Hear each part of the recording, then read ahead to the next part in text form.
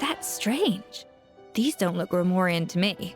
More like last century Fontaine. Adventurers from last century Fontaine, huh?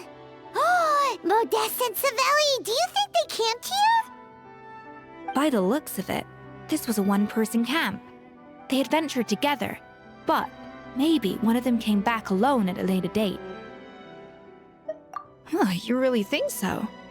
Trust our adventurers' instincts. We're pros at this stuff, just like you're a pro in the kitchen.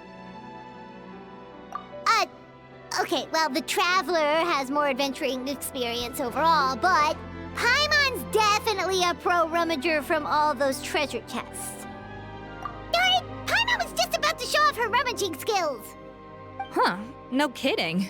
Are all adventurers so obsessed with journaling? I mean, I guess I take a lot of notes when I'm cooking as well, but I thought that was just me. Anyway, let's find out who was here. It's been years since I've last visited these ruins. It's exactly the way I remember it. This place probably hasn't changed in millennia.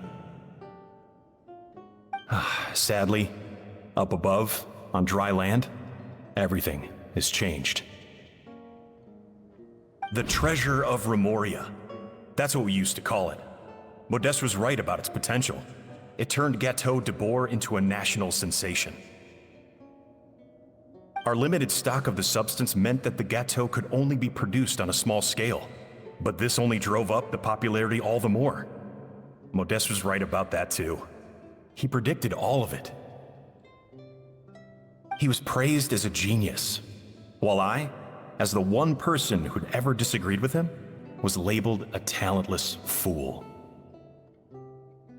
Modeste tried his best to console me, but I knew better than anyone just how great the gulf was between us. Our conversations grew scarce, and we saw less and less of each other. I didn't fight it. He had new friends and a career of his own. Why invite further disdain by inserting myself where I did not belong? I told myself that maybe one day, when I finally created a masterpiece of my own, I'd be able to face him without shame.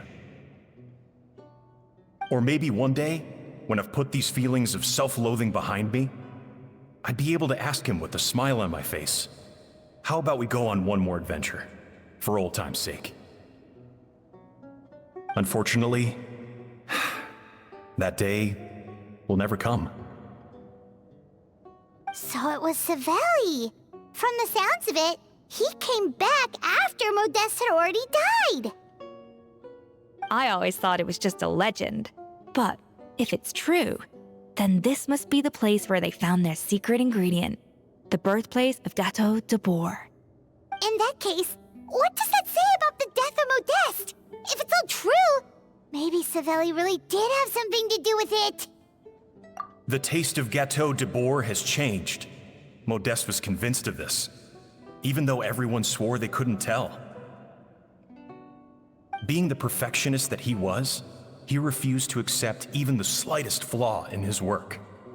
He stopped all sales of the product, locked himself away in the kitchen, and worked day and night, vowing to find out where he had gone wrong. But as he baked and taste tested over and over again, he found he only strayed further and further from the original taste. It was only when he was sipping on coffee one day and realized he could not taste the bitterness that the truth finally dawned on him. What had changed was not the Gateau, but his sense of taste. The treasure of Remoria stimulates the senses, taste included, and invigorates the spirit. In the short term, it offers people the ultimate gourmet experience, but in the long term, it dulls their senses entirely. In hindsight, it made perfect sense. After all, why would a culture that sought liberation from the constraints of their bodies care for the loss of their senses? But we realized it too late. We were just too late. Over the course of his many culinary experiments, Modeste exhausted the remaining supply of the treasure of Remoria. He consumed it all himself. The finest culinary talent of his generation, now faced a future in which he would never be able to taste anything ever again. Finally, in despair, he took his own life. And because we had become estranged, I could not be there to stop him, to offer some words of comfort, or even to say goodbye.